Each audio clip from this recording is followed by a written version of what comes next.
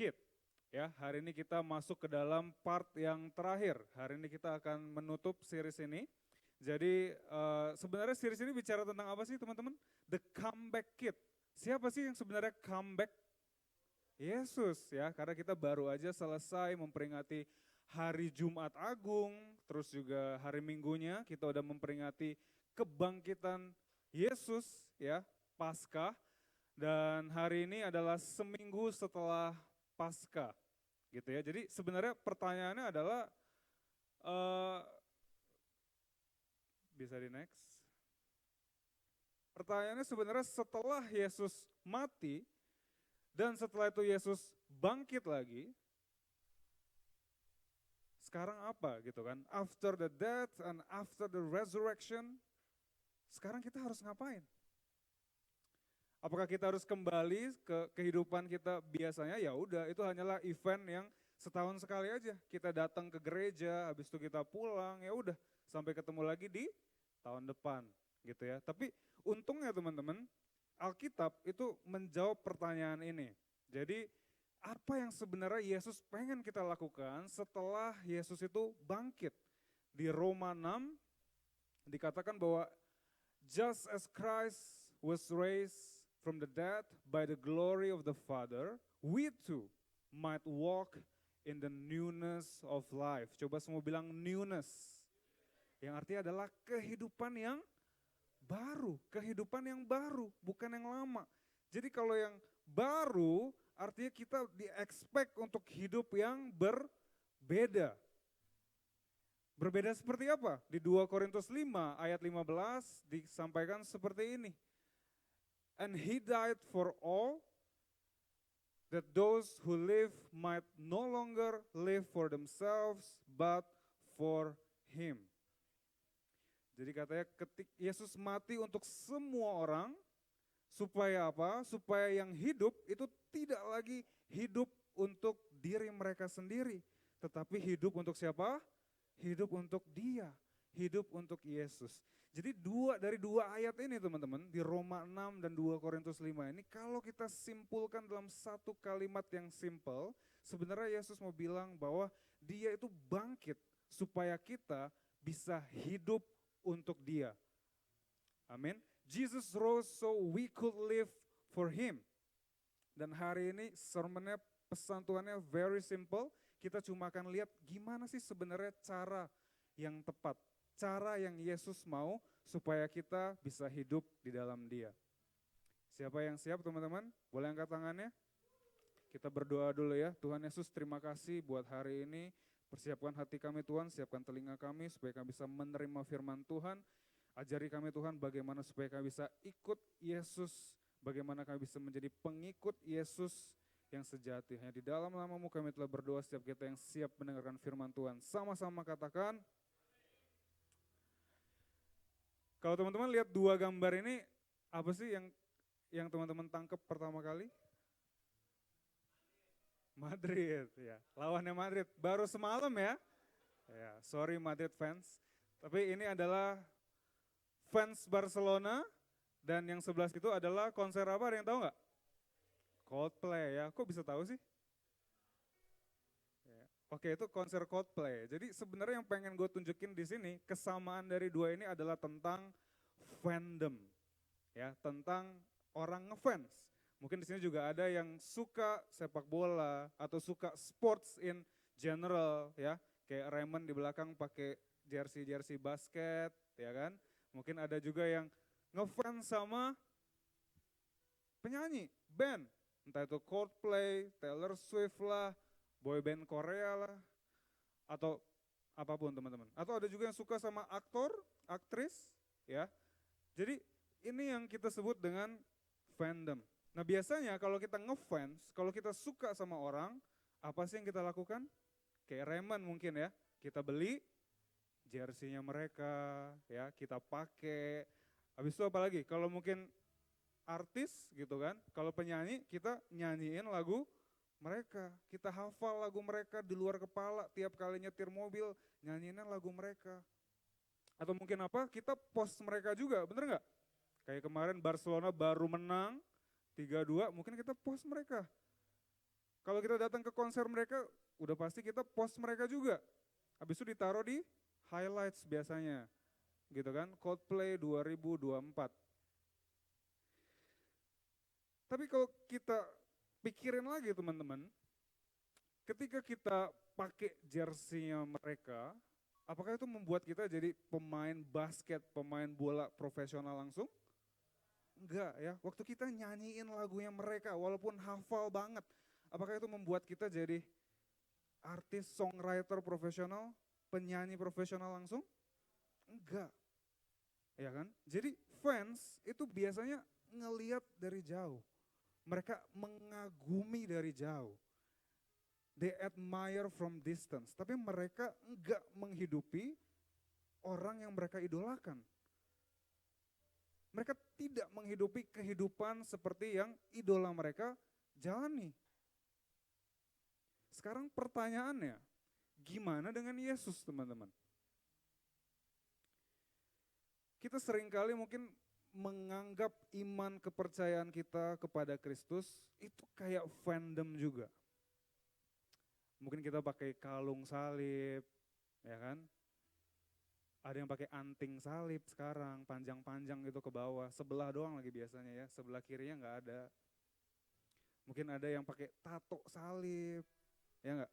Kita nyanyi-nyanyi lagunya, angkat tangan, kita post setiap kali ada ibadah. Kayak Jumat Agung kemarin kita post mereka, di depan panggung ada apa, betul nggak?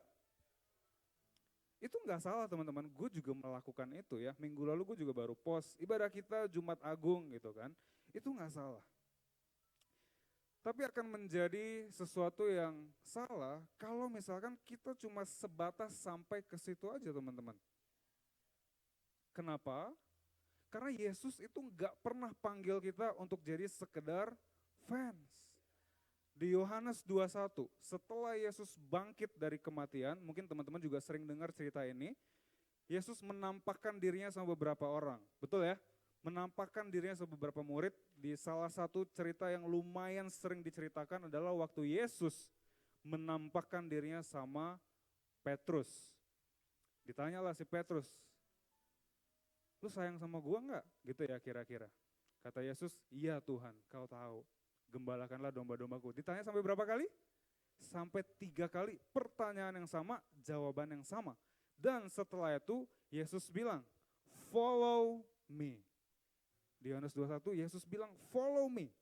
Yang artinya Yesus tidak pernah ngajak kita untuk jadi sekedar fans kayak gini doang. Tapi Yesus pengen kita jadi yang namanya followers. Yesus pengen kita untuk jadi pengikutnya. Dan teman-teman harus tahu persis bedanya fans sama pengikut apa. Yang namanya followers di zaman dulu itu gak kayak cuma kita sekedar follow orang di Instagram. Beda banget. Yang namanya followers zaman dulu, kita sebagai pengikut itu benar-benar harus nempelin si sifunya itu. Sifu ya, apa? Guru ya, si rabinya itu. Kalau bisa mungkin tidur bareng juga, ngeliatin keseharian mereka. Jadi kalau fans itu cuma mengagumi aja, wah Yesus luar biasa. Tapi followers, pengikut, itu taat sama Yesus. Followers obey Jesus. Fans only know his story. Oke, gue tahu kisah hidupnya Yesus selama 3 tahun pelayanannya di dunia. But followers live his story. Berapa banyak mau jadi pengikut? Bilang ke sebelahnya mau jadi fans atau followers.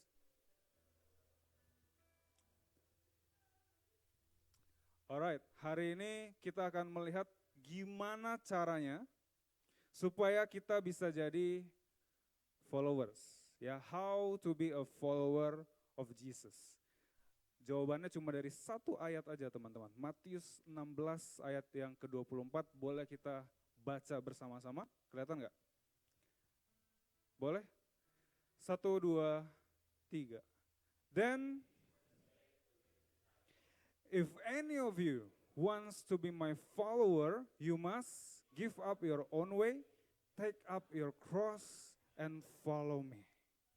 Matius 16 ayat 24, dikatakan dengan jelas. Yesus bilang setiap orang yang mau, semua katakan mau. Setiap orang yang mau mengikut aku, yang mau jadi pengikut aku. Ada 3 hal katanya. Bahasa Indonesia bilang menyangkal dirinya, dia harus memikul salibnya, dan mengikut aku. Hari ini kita akan bedah satu-satu teman-teman, apa maksudnya give up your own way. Apa maksudnya take up your cross. Dan apa maksudnya follow me. Gitu ya. Kita lihat yang pertama teman-teman, give up your own way. Bahasa Indonesia disebut menyangkal diri. Coba semua bilang menyangkal diri. Menyangkal diri itu bicara tentang it's not about me. Bukan tentang gua. Susah apa gampang? Susah, ya. Kenapa? Karena dari sononya, naturnya kita, manusia itu adalah all about me. Anak kecil itu nggak perlu diajarin gimana caranya mementingkan diri sendiri. Betul nggak? Ada yang pernah ngelihat parenting, aduh gimana ya caranya supaya anak gue nih, dia tuh jangan terlalu mikirin orang lain lah. Ada yang pernah lihat? Nggak pernah. Ya, otomatis pasti dia akan pikirin diri dia sendiri dulu. Naturnya manusia itu kayak gitu teman-teman. Memikirkan dirinya sendiri. Tapi Yesus, dia mencontohkan apa maksudnya menyangkal diri yang sebenarnya. Di Lukas 22 ayat 42, ini kejadian adalah ketika beberapa saat sebelum Yesus ditangkap. Waktu itu Yesus belum ditangkap, tapi dia tahu bentar lagi dia akan ditangkap. Dan kemudian akan disiksa dan kemudian mati di atas kayu salib gitu ya. Dia sebelum itu semua, dia pergi ke taman yang namanya Taman Getsemani dan dia ngapain? Dia berdoa. Ya mungkin teman-teman juga yang udah lama di gereja sering banget dengar kisah ini dan udah sering banget dengar doanya Yesus. Tapi di ayat ini, Yesus itu benar-benar mencontohkan apa sih maksudnya give up your own way. Apa maksudnya untuk menyangkal diri. Kita lihat sama-sama doanya Yesus.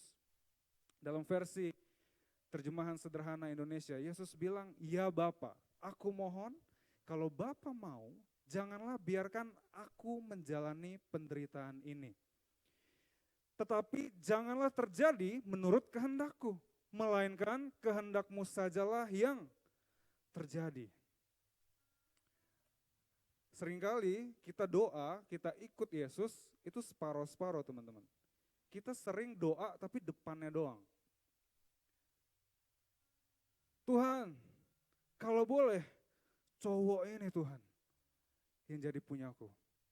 Cowok ini Tuhan, atau cewek ini Tuhan yang jadi pasanganku.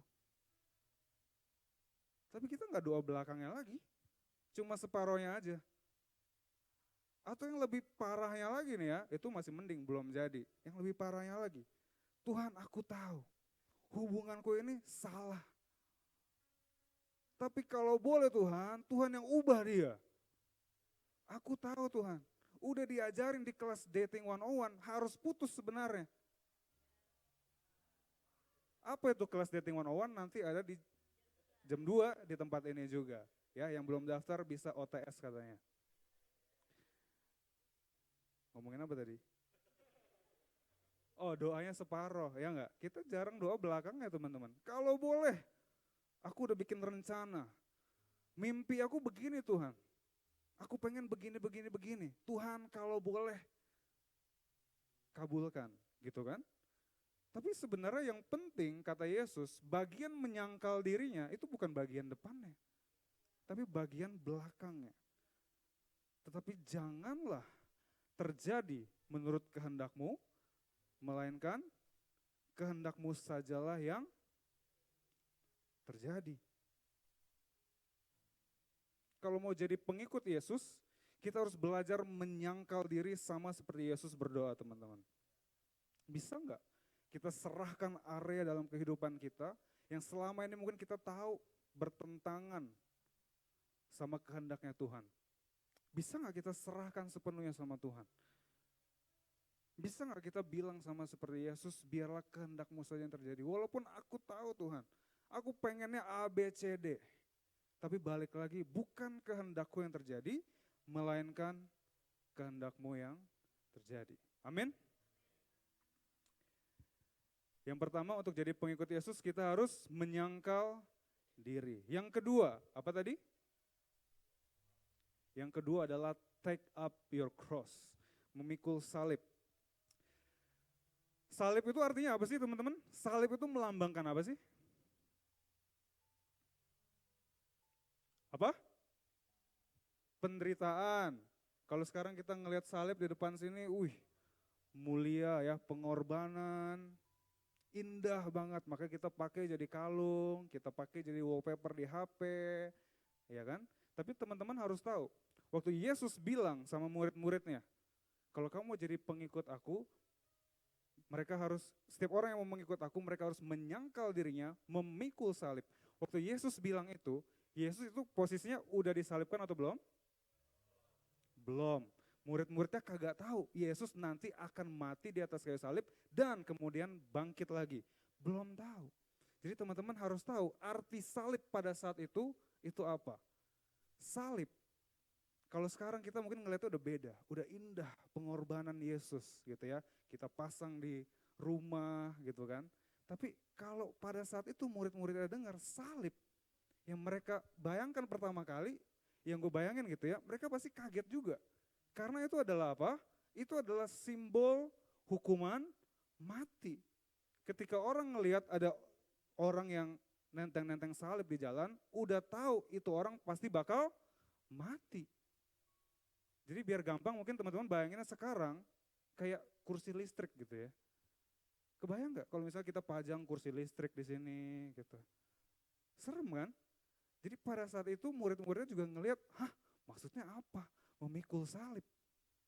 Jadi salib pada saat itu selalu melambangkan kematian. Yesus bilang kalau kamu mau ikut aku, kamu harus mati. Mati gimana?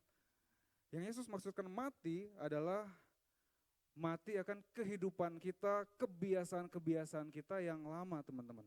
Atau kalau kita artikan lagi dalam bahasa yang lain, memikul salib artinya adalah melakukan hal-hal yang harus dilakukan meskipun enggak enak, meskipun enggak nyaman. Masalahnya lagi, manusia, naturnya lagi, itu kita lebih suka hal-hal yang nyaman. Ya enggak, kita enggak suka melakukan hal-hal yang tidak enak. Kita enggak suka melakukan hal-hal yang tidak nyaman, teman-teman. Lebih enak magar-magaran di kasur apa pergi nge-gym? Nge-gym, benar tuh ya yang nge-gym. Suka-sukanya kalian sama nge-gym, gue enggak pernah lihat ada orang nge-gym bilang, aduh gue lagi magar banget nih, ke gym dulu dah. Enggak pernah. Ya enggak? Kita lebih suka sama hal-hal yang nyaman teman-teman. Dan ada satu saying, there's a famous saying yang bilang, everybody wants to go to heaven, but nobody wants to die. Kalau ditanya, mau masuk surga enggak? Mau mati enggak sekarang? Orang akan mikir dulu. Everybody wants the crown, but nobody wants the cross. Setiap orang mau mahkotanya aja, terakhirnya. Tapi enggak ada yang mau salibnya. Tapi teman-teman harus tahu, sebelum Yesus pakai mahkota kemuliaannya, dia pakai dulu mahkota apa? Mahkota duri. Karena Yesus tahu, tanpa adanya kematian, itu enggak akan ada kebangkitan. There can never be resurrection without death. Jadi kalau kamu mau finansial kamu bangkit, harus ada kematian dulu.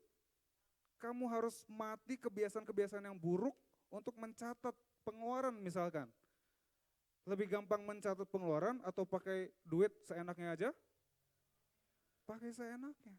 Kalau kamu mau bangkit kesehatanmu, harus ada kematian di kebiasaan lamamu. Pola hidupmu yang buruk, pola makan kamu yang buruk. Lebih gampang makan kagak mikir atau makan mikir-mikir dulu, aduh ini sehat apa enggak ya. Lebih gampang mana? Makan kagak mikir. Lebih gampang pergi ke gym atau mager-mageran aja nonton Netflix. Kalau mau ada kebangkitan dalam kerohanian kamu, kalau kamu rindu Tuhan, aku pengen lebih dekat lagi sama Tuhan, harus ada kematian dulu atas kebiasaan-kebiasaan kamu yang kamu tahu sebenarnya itu menjauhkan kamu daripada Tuhan. There can never be resurrection without death. Dan yang menarik adalah teman-teman, parallel verse dari Matius 16 ayat 24, itu adalah Lukas 9 ayat 32. Harusnya benar ya, teman-teman bisa cek. Lukas 9 ayat 32 itu adalah parallel verse. Artinya sama. Kan kalau teman-teman baca Injil, Matius, Markus, Lukas, Yohanes, kadang-kadang ada cerita yang sama diceritain berkali-kali. Betul ya? Di Lukas 9 ayat 32 menarik banget karena ada satu kata tambahan. Take up your cross daily. Pikul salibmu setiap hari. Jadi pikul salib itu bukan once of event. Bukan sekali, bukan 2 kali. Tapi setiap hari. Jadi yang kedua teman-teman, kalau kita mau jadi pengikut Yesus, kita harus pikul salib kita setiap hari. Yang ketiga, menyangkal diri tadi yang pertama, memikul salib yang kedua, dan yang ketiga adalah mengikut aku. Di sini gue ganti ya, jadi mengikut dia atau mengikut Yesus.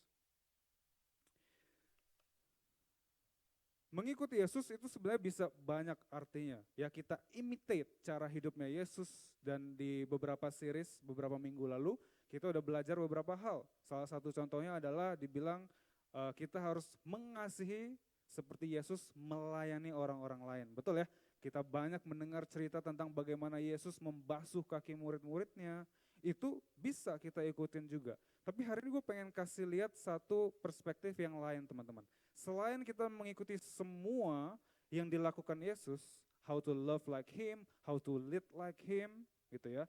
Gue pengen kasih lihat sebenarnya Yesus atau Tuhan itu pengen kemana sih? Karena kalau kita bilang Tuhan, aku mau ikut Yesus, aku mau ikut Engkau, kita harus tahu dulu dong. Kalau kita bilang, gue mau nebeng lu dong, kita harus tahu dulu dia mau kemana. Betul nggak? Apalagi kalau kita bilang, Tuhan aku mau ikut Yesus setiap hari sampai aku mati, ada baiknya kita tahu dulu, Yesus sebenarnya mau kemana. Iya nggak? Where is Jesus going? Where to? Dan gue pernah lihat satu ilustrasi yang menurut gue indah banget dari Pastor Joachim, senior pastor of Word of Life Church gitu ya. Dia bilang kayak gini teman-teman. Teman-teman tahu bahwa Yesus itu suka mengajar menggunakan perumpamaan? Tahu ya, parables. Dia suka banget ngajar dengan perumpamaan. Dan kalau teman-teman baca juga, dan kalau teman-teman notice juga gitu ya, kebanyakan dari perumpamaan yang Yesus pakai, itu adalah dia menggunakan satu perumpamaan untuk menceritakan satu kebenaran.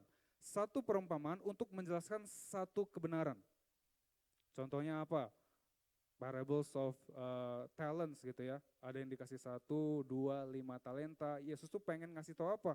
Sebenarnya bagaimana cara kita setia mengelola apa yang udah Tuhan kasih.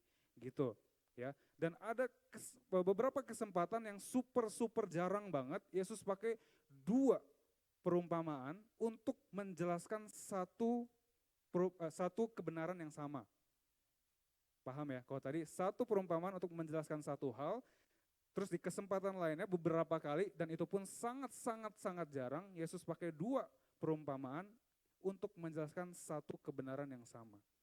Tapi teman-teman tahu nggak bahwa ada 1 kali aja, cuma 1 kali Yesus pakai 3 perumpamaan yang berbeda, 3 parables yang berbeda untuk menjelaskan satu kebenaran yang sama. Ada yang bisa tebak perumpamaan apa? Oke, jadi cuma ada 1 kali di Lukas 15, Yesus pakai 3 perumpamaan yang berbeda untuk menjelaskan satu kebenaran yang sama. Artinya apa? Yesus tuh pengen banget semua yang dengerin ini, mereka tuh paham banget maksudnya Yesus itu apa. Lukas 15, kita bisa lihat. 4 ayat, gue akan bacakan 4-10. Jadi ini intinya adalah perumpamaan tentang domba yang hilang, perumpamaan tentang koin yang hilang, dan juga perumpamaan tentang anak yang hilang. Ya, mungkin semuanya juga udah sering dengar. Jadi 3 perumpamaan ini digunakan untuk menjelaskan satu kebenaran yang sama. 3 different parables to explain one single truth. Gue akan bacakan yang pertama dulu, cerita domba yang hilang dari bahasa Indonesia masa kini. Andai kata seorang dari kalian mempunyai 100 ekor domba, berapa? 100. Lalu ia kehilangan seekor, berapa yang hilang? 1. Apakah yang akan dibuatnya? Pasti ia akan meninggalkan domba yang 99 ekor itu di padang rumput dan pergi mencari yang hilang itu sampai dapat. Dan kalau ia menemukan kembali domba itu, ia begitu gembira sehingga dipikulnya domba itu di bahunya, lalu membawanya pulang. Kemudian ia memanggil kawan-kawan dan tetangga-tetangganya dan berkata, mari kita bergembira, dombaku yang hilang sudah kutemukan kembali.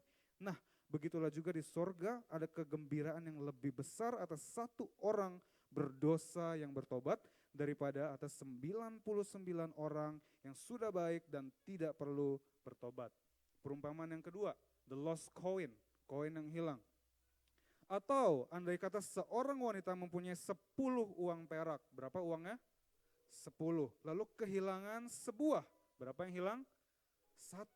Apakah yang akan dibuatnya? Ia akan menyalakan lampu dan menyapu rumahnya serta mencari di mana-mana sampai ditemukannya uang itu.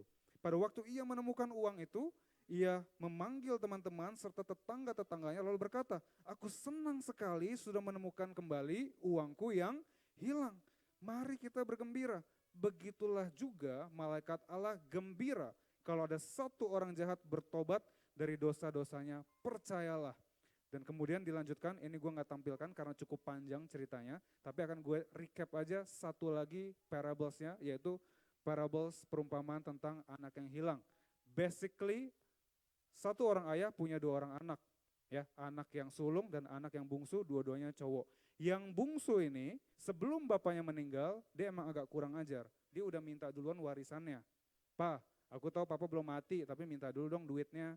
Kurang lebih kayak gitu. Dia pergilah pakai duit bapaknya ini, duit warisan bapaknya ini gitu ya. Dia pergi, singkat cerita dia menghambur-hamburkan uangnya, dia nggak manage keuangannya dengan baik, dan singkat cerita dia pun jatuh miskin sampai nggak tahu lagi mau makan apa. Gitu ya ceritanya ya. Terus dia mikir, aduh gue balik aja lah ke rumah papa. Minimal mungkin gue bisa diterima sebagai pembantunya gitu ya. Sebagai ngurusin babi-babinya. Nanti gue minta makanan ampas-ampas babi gak apa-apa deh. Tapi apa yang terjadi? Waktu si bungsu kembali ke rumahnya, waktu dia baru nyampe mungkin di halaman depannya aja, papanya udah lihat dari jauh. Terus apa yang papanya lakukan? Dia pergi lari. Kemudian mungkin dia peluk anaknya bungsu, terus dia bilang kepada semuanya, anakku yang bungsu telah kembali. Mari kita berpesta. Dan ya singkat cerita lagi ada anaknya yang sulung iri gitu kan. Papa kok gak pernah ngadain pesta buat aku, padahal selama ini aku setia. Gitu ya, kurang lebih ceritanya seperti itu teman-teman. Nah jadi dari 3 perumpamaan ini, kita bisa lihat ada satu pattern yang sama. Ada satu pola yang sama teman-teman. Di mana ada yang diibaratkan sebagai Tuhan, ada yang diibaratkan sebagai seseorang yang ada di tempat yang salah, dan ada juga yang diibaratkan di tempat yang tepat. Gitu ya. Di perumpamaan yang pertama, siapa yang diibaratkan sebagai Tuhannya? Shepherd. Gembala domba itu. Ya. Dan siapa yang ada di tempat yang salah? Satu domba itu yang hilang. Dan siapa yang ada di tempat yang benar? 99 domba. Di parables yang kedua, siapa yang bertindak diibaratkan sebagai Tuhan? Seorang perempuan. Apa yang di tempat yang benar? Yang di tempat yang salah? 1 koin, dan yang tepat 9 koin. Oke, pintar semua, ngerti ya polanya. Dan di parables yang ketiga, siapa yang diibaratkan sebagai Tuhan? Itu adalah papanya, ayahnya, dan yang di tempat yang salah adalah anak bungsu, di tempat yang benar adalah anak sulungnya. Walaupun sebenarnya secara attitude juga enggak benar. Tapi seenggaknya dia ada di tempat yang tepat, di rumah bapaknya. Gitu ya. Dari sini kita bisa lihat teman-teman, cerita, dari 3 cerita ini sebenarnya Yesus itu pengen kemana. Tuhan tuh pengen kemana. Di cerita gembala yang kehilangan 1 domba, dikatakan bahwa dia pergi meninggalkan yang 99 dan dia pergi untuk mencari dombanya yang hilang 1 aja. Dia pergi ke sana. Di perumpamaan yang kedua, seorang perempuan yang punya 10 koin. Waktu dia kehilangan 1, apa yang dia lakukan? Dia bilang dia sapuin rumahnya, dia nyalain semua lampu biar terang, dia sapuin semuanya. Untuk apa? Mencari yang 1 koin itu. Dia nggak bilang, oh gue masih punya 9 koin, ya udahlah. Enggak. Perumpamaan yang terakhir, yang ketiga, si ayah itu. Kita tahu fokusnya itu mengarah kepada si anak bungsu. Tahu dari mana? Di Alkitab nggak bilang. Tapi kita bisa lihat teman-teman, reaksi, respon papanya. Waktu anaknya ngelihat dari jauh, waktu anaknya mungkin udah nyampe dan dia lihat dari jauh, terus respon dia gimana? Dia langsung lari, gitu aja. Dari cerita ini kita tahu bahwa selama anaknya ini pergi, pikiran papanya ada di anak bungsunya. Karena kalau enggak, gue yakin responnya enggak kayak gitu. Ya enggak? Ada yang bilang, Tuhan, anakmu yang bungsu telah kembali. Responnya gimana? Oh, gue punya anak bungsu ya. Kalau dia nggak mikirin, dia mungkin ngomongnya kayak gitu. Tapi reaksi dia langsung lari, dia peluk, dia adain pesta. Itu nunjukin bahwa apa? Papanya itu selalu mikirin anaknya yang terhilang. Jadi dari sini teman-teman kita bisa lihat bahwa sebenarnya ketika Tuhan bilang ikut aku, ketika Yesus bilang follow me, Yesus itu seolah-olah lagi jalan ke tempat yang salah. Dia fokuskan pandangan kita, pandangan dia ke orang-orang yang terhilang. Dan kemudian waktu dia lagi OTW, dia ngelihat ke belakang, kita di orang-orang yang udah di tempat yang tepat ini, terus dia ajak, let's go, follow me. Dia bilang, ayo ikut aku cari yang hilang. Jadi kalau selama ini mungkin kamu bertanya-tanya, Tuhan aku tahu, aku mau ikut Tuhan. Pakai hidupku Tuhan. Tapi kalian bingung, aku sebenarnya harus kemana? Di sini Tuhan jawab dengan sangat jelas teman-teman. Fokus kalian harus samakan dengan apa yang Yesus pedulikan. Kita harus lihat sama orang-orang yang terhilang. Mungkin hari ini Tuhan gak terlalu jelas bilangnya kita harus melangkah kemana, kita harus pergi kemana, kita harus kerjanya kemana. Tapi kalau mungkin kita ikut Yesus dulu, sama seperti komitmen kita bilang, aku mau ikut Yesus. Gue percaya Tuhan akan tunjukin nantinya teman-teman secara lebih detail kemana kita harus melangkah, kemana kita harus pergi. Jadi hari ini kita belajar 3 hal, gimana caranya hidup untuk Yesus atau gimana cara kita bisa jadi pengikut Yesus. Ya, yang pertama adalah give up your own way, menyangkal dirinya. Mungkin teman-teman bisa diskusikan, bisa tanya, what is your Getsemani moment sekarang? Mungkin hari-hari ini kalian tahu, Tuhan ada hal yang selama ini aku tahu, ini bukan kehendakmu, tapi aku masih pertahankan, aku masih ngotot Tuhan. Coba tanya, coba buka hal-hal itu teman-teman. Belajar supaya gimana kita bisa menyangkal diri sama seperti Yesus menyangkal dirinya. Dan yang kedua, adalah take up your cross, memikul salib. Coba tanyakan, diskusikan, hal apa sih yang Tuhan minta kalian untuk serahkan hari ini? Hal apa yang kalian tahu, satu kebiasaan yang mungkin kalian tahu itu membawa kalian lebih jauh dari kehendak Tuhan, tapi selama ini kalian masih sungkan untuk serahkan. Dan yang ketiga tadi teman-teman, follow him to find the lost. Jesus wants us to find the lost sheep, to care for the lost sheep, to find the lost coin, and to welcome the lost son and the lost daughter. Coba lihat siapa orang-orang di sekitar kalian yang terhilang. Atau mungkin selama ini kalian udah di-encourage sama small group leader kalian, ayo jadi small group leader. Tapi kalian suka bilang, aduh coach, gue belum bisa apa-apa. Gue belum bisa apa-apa. Kalau mengutip kata Om Wiryo, dia suka bilang, kalau kita ngurusin apa yang menjadi urusannya Tuhan, maka Tuhan akan ngurusin apa yang menjadi urusannya kita. Bukan dibalik teman-teman. Om Wiryo bukan bilang, kalau Tuhan urusin urusan kita, maka barulah kita urusin urusan dia. Enggak. Dan kalau teman-teman ikut doa fajar kemarin pun, sharing Kosem sangat bagus menurut gue ya. Dia bilang ketika Daud mengalahkan Goliat, Alkitab mencatat dia cuma mengalahkan dengan batu dan ketapel aja, gak pakai pedang. Tapi waktu itu Daud gak bilang, aduh nanti ya tunggu gue dipercayakan pedang, baru gue masuk ke dalam rencana Tuhan. Daud gak bilang kayak gitu. So hari ini mungkin Tuhan bilang, kalau selama ini kamu diajakin pelayanan, kamu diajakin to care for the lost sheep, kalian selalu tolak ini itu, bilangnya belum siap, belum ready. Gue percaya Tuhan akan perlengkapi kalian teman-teman. Ketika kalian mau, ketika kalian komit untuk bilang aku mau ikut Tuhan, gue percaya nanti senjatanya pun akan diperlengkapi sama Tuhan. Dan yang menarik adalah kalau kita lihat 3 hal ini, give up your own way, take up your cross, follow him to find the lost.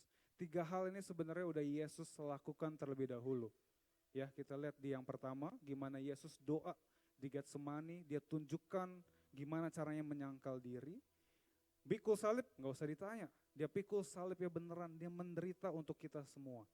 Dan untuk mencari orang-orang yang terhilang, sepanjang pelayanan Yesus di dunia, kita bisa lihat itu teman-teman. Jadi gue berharap, gue berdoa teman-teman hari ini kita semua bisa tahu. Kalau kita bilang Tuhan, aku mau hidup untuk Engkau. Itu artinya adalah kita hidup sama seperti Yesus. Kita hidup seperti Yesus.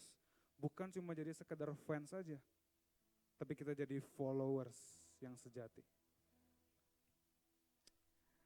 Coba sama-sama kita baca kata-kata di depan. 1, 2, 3.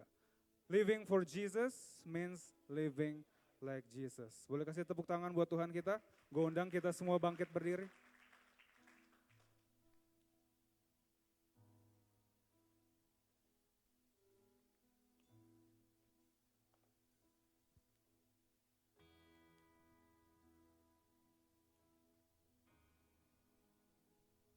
Kita sama-sama nyanyikan lagu ini sebelum kita berdoa teman-teman.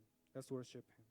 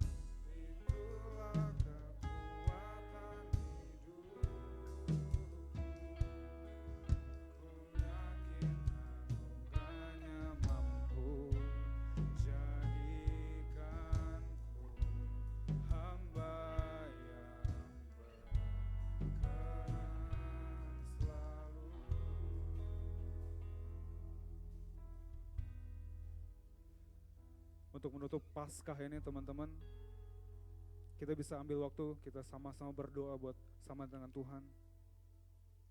Kita bicara sama Tuhan teman-teman.